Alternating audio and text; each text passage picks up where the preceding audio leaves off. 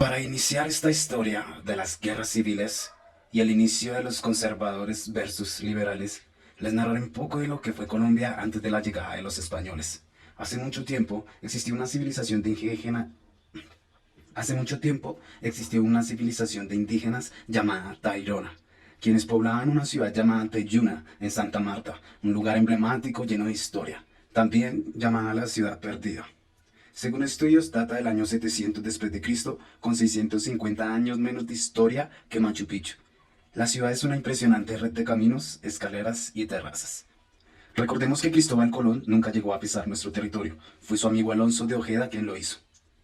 Ojeda llegó allí desde la cercanía de Santo Domingo, tocando tierra en Cabo de la Vela, pero en 1525 Ojeda ya estaba muerto para entonces. Empezó el auge del Imperio Español. Rodrigo de Bastías fue quien hizo un asentamiento con la idea de encontrar oro con el mito del Dorado, una ciudad hecha toda en oro. La colonización empezó desde el 1949 hasta 1550, asesinando y casi que exterminando la cultura indígena tairona.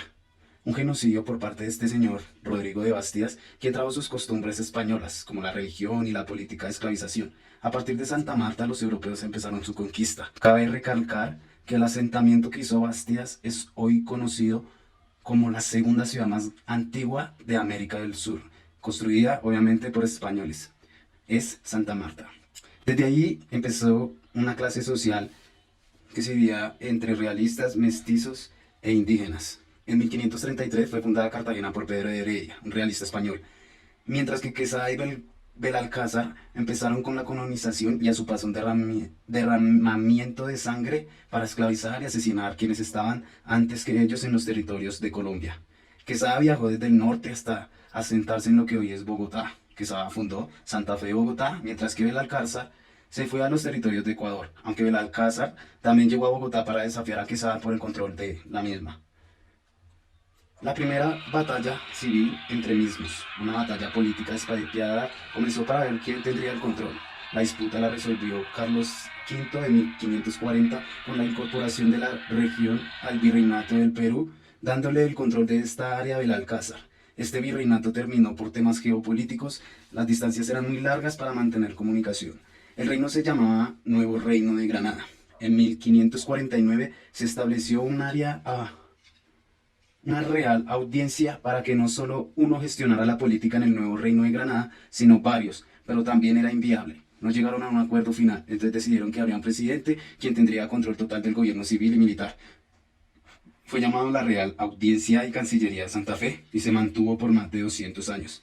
A medida que España cambiaba, el rey cambió del nuevo Reino de Granada al Virreinato de Nueva Granada, un área comprendida entre Colombia, Venezuela, Ecuador y Panamá. Hubo algo llamado encomienda, que fue lo que hizo de la esclavitud de los indígenas por medio de la religión. Fray Bartolomé de las Casas fue quien reconoció el genocidio y atrocidades por parte de los españoles a los indígenas y se dedicó a ayudarlos para una vida más digna. Luchó durante 50 años y abolió el sistema de encomienda en 1542 por el sistema de repartimiento para parar con el genocidio, sin embargo, no con la esclavitud. Desde tiempos inmemorables, el despojo de tierra fue hecho verídico y que se sigue practicando a través de desplazamiento forzado y masacres o genocidios. Entonces, el origen de los liberales y conservadores. Historia entre guerras civiles. Siglo XXI, año 1810 al año 1819. Comencemos por decir que en un principio estos dos conceptos aún no se manejaban. Sin embargo, sí existían diferencias entre pensamientos y proyectos de país. Por un lado se encontraba el centralismo, Estado independiente de Cundinamarca. Entonces, la ubicación en Cundinamarca, capital y de vital importancia. Hombre clave, Jorge Tadeo Lozano, con poder adquisitivo, y Antonio Nariño, más volcado al pueblo. Tendencia política que pone como figura una capital con un presidente que logre dirigir el país desde allí. Adicionalmente, dirigir todos los temas relacionados con relaciones exteriores. Por el otro lado, el federalismo, Provincias Unidas de la Nueva Granada, Camilo Torres, con un planteamiento diferente que busca una asociación de estados soberanos que buscan un bien común y designan a la capital no únicamente para temas de relaciones exteriores. Adicionalmente aparecen los realistas, aquellas personas que tenían como pensamiento continuar con las tradiciones españolas y su imperio. El primer enfrentamiento se da el 2 de diciembre de 1812, Venta Quemada primer enfrentamiento que tienen los federalistas contra los centralistas. Allí los federalistas repelen a los centralistas motivándolos así a llegar a la capital para tomar el control del poder. Sin embargo, Nariño, al ver esta situación venir, decide acudir a uno de los símbolos que por generaciones ha movido la humanidad o gran parte de ellas, el símbolo eclesiástico y celestial. Así que vende la idea, hábilmente y aún con pensamiento militar, a la ciudadanía bogotana que Jesús como generalismo necesita de la colaboración de todos para defender a Bogotá. Y es entonces cuando logra tocar la fibra de los ciudadanos, impulsándolos a defender el territorio, consiguiendo su objetivo frente a los federales. Como dato del tipo de personalidad que tenía Antonio Nariño, él envió a las mujeres bogotanas a curar los heridos del ejército federal que quedó en el territorio.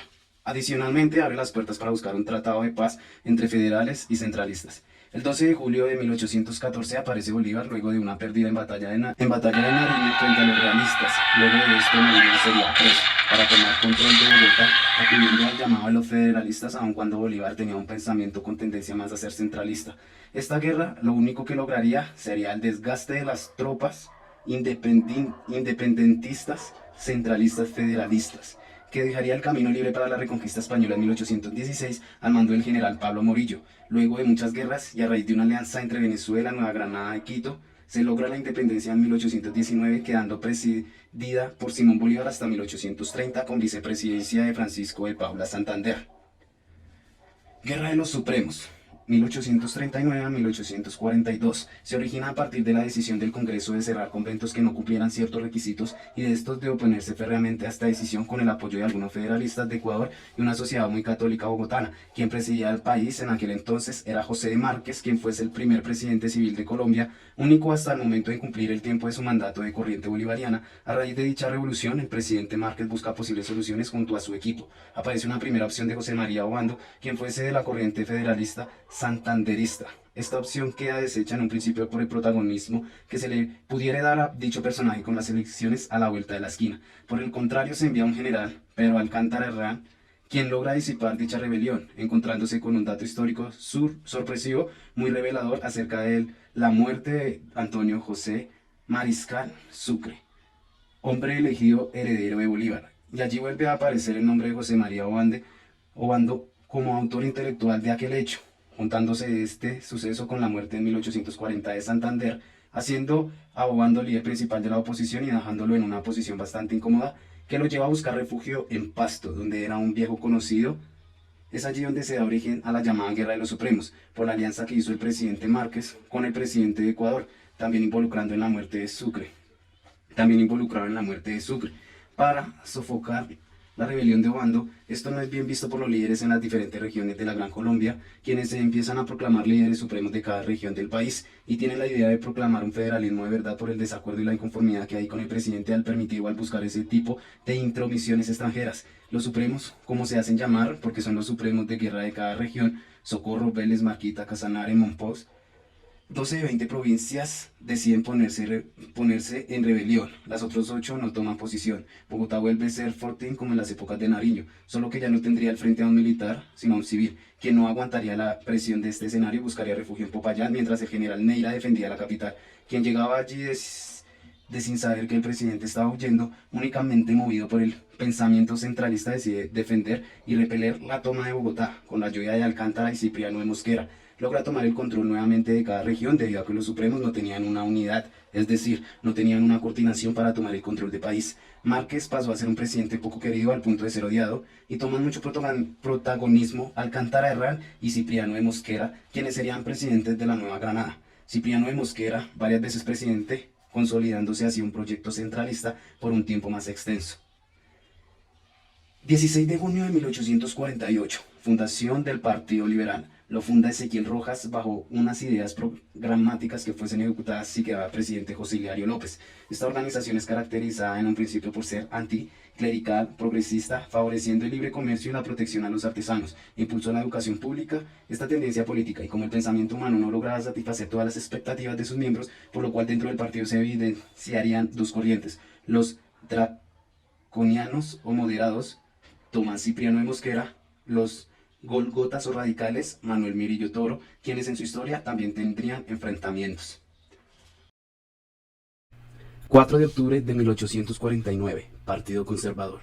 José Eusebio Caro y Mariano Espina Rodríguez fundan el Partido Conservador, respaldado por un manifiesto que contiene los principios que darán base a su corriente política, buscando una alineación con la vida cristiana, alineación estricta con la ley y el orden, de tipo más moralista, con un claro rechazo hacia la dictadura. Reformas liberales, libertad de esclavos, expulsión de jesuitas, cárcel por deudas, libertad de prensa, supresión de pena de muerte, descentralización de rentas, juicio conjurado y la abolición del monopolio del tabaco, controlado por la corona española, buscando que los campesinos lograran compensar un poco la desigualdad que hasta allí se había propiciado. En este momento la historia, y como siempre ha ocurrido, y quizás ocurrirá, existen personas que no están del todo de acuerdo, u otras como las conservadores, que manifestaban su total oposición a este tipo de reformas, debido a que éstas irrumpían en alguno de los privilegios con los que ellos contaban.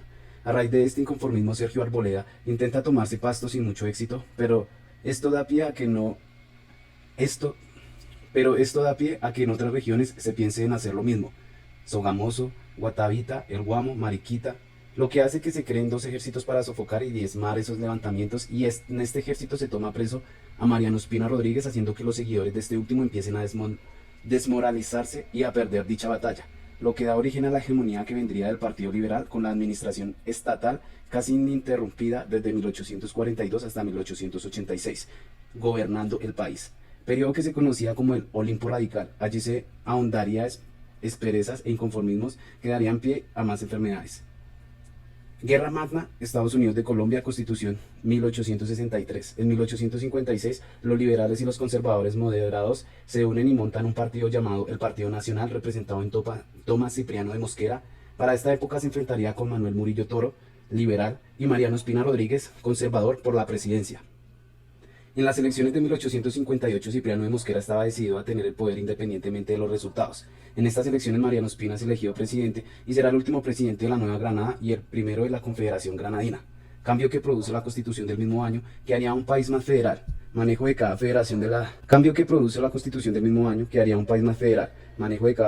presupuesto, libertad de creación de ejércitos, con un poder ejecutivo más diezmado. Para el año siguiente hay un cambio de visión de país por parte del presidente y empieza a promover una serie de reformas que no se ajustan a los intereses de cada región. Entre ellos, la división del estado del Cauca, que fuera el estado más poderoso en materia económica y de recursos. El descontento de los caucanos provoca un nuevo conflicto, aprovechando hábilmente por Cipriano de Mosquera, a quien se declara director general de guerra y presidente del estado de Cauca, debido a que no comparte la división planteada por el gobierno central. El gobierno central decide atacar a esta rebelión, consiguiendo en su primer encuentro una victoria que luego se vería compensada por la victoria del ejército de Tomás Cipriano de Mosquera en lo que hoy se conoce como Buga Valle, que daría pie a Cipriano de Mosquera de plantear la toma de Bogotá. Así que empieza un desplazamiento hacia el centro del país. De forma inteligente empieza a avanzar, a pesar de ir perdiendo la guerra, en el centro del país. Tomás Cipriano de Mosquera en lo que hoy se conoce como Buga Valle, que daría pie a Cipriano de Mosquera de plantear la toma de Bogotá. Así que empieza un desplazamiento hacia el centro del país. De forma inteligente empieza a avanzar a pesar de ir perdiendo la guerra. En primera medida logra un cese al fuego y un acuerdo de paz en su primer intento de avance a Bogotá, solicitando al presidente desistir de la división del estado de Cauca, quien a su vez se negaría, provocando un segundo intento de toma de Bogotá, aún más fortalecido por parte de Cipriano de Mosquera, puesto que contaría con el apoyo de José Hilario López, con quien cosecharía más victorias de camino a la capital, dentro de ellas una ocurrida en Subachoque, donde se enfrentarían 2.500 hombres por parte de Cipriano de Mosquera contra 5.000 del ejército del gobierno central. Superados los enfrentamientos, logra ingresar a Bogotá, provocando la fallida huida del presidente Mariano Espina y su hermano, quienes serían capturados para ser ejecutados. Por intervención del obispo, Tomás Cipriano perdona la vida a Mariano y su hermano. Solo faltaría derrotar a la Confederación de Antioquia para lograr el control total, así que emprende esa misión, que finalizaría exitosamente y daría lugar a la creación de la Constitución de 1863 y a su vez los Estados Unidos de Colombia, donde curiosamente unas propuestas estratégicas y bastante convenientes para el país no pasarían. Capital de Panamá. Diferencias con el Congreso terminan en el cierre del mismo por orden de Tomás Cipriano de Mosquera y se declara dictador. Decisión que no será respaldada por el general de las fuerzas militares, quien pondría preso a Cipriano de Mosquera por ir en contravía de sus mismas propuestas. Pensamiento más abierto, entre otras. Guerra Santa de 1876. A raíz de las modificaciones incluidas por Aquileo Parra en la Constitución buscando la separación del Estado con la Iglesia, esta última se encuentra en total desacuerdo con dichas reformas, entre ellas tener un Estado laico y desamortización de bienes eclesiásticos, perdiendo así influencia en la sociedad, así que la Iglesia decide tomar parte en la guerra entre liberales y conservadores, haciendo que dentro de ella existan dos facciones, los pacifistas y los beligerantes. Estos últimos de tipo militar, al punto que declararon la guerra al Estado, desacatando las directrices del máximo jerarca, provocando que se denominaran a estos curas rebeldes, que tendrían una serie de sanciones por parte del Estado. Inicio del fin del Olimpo radical, 1884. Rafael Núñez vaticina un cambio por cuanto la que la hegemonía liberal radical había dejado de representar los intereses y costumbres de la ciudadanía, quien mayoritariamente era católica. Núñez era un liberal independiente que venía de ser presidente en 1880 y que sería reelegido en 1884 y empezó a promover un cambio en el estado actual. Cambio que luego de batallas propiciadas por los liberales terminaría siendo una unión del Partido Nacional para la creación de una nueva constitución. Fin de los Estados Unidos de Colombia, nacimiento de la República de Colombia, se regresa al poder a la Iglesia en temas de educación y privilegios antes suspendidos. Estas decisiones solo abrirían paso a los profundos conformismos de los liberales, que serían la semilla que en los años siguientes germinarían en la conocida Guerra de los 1000 días.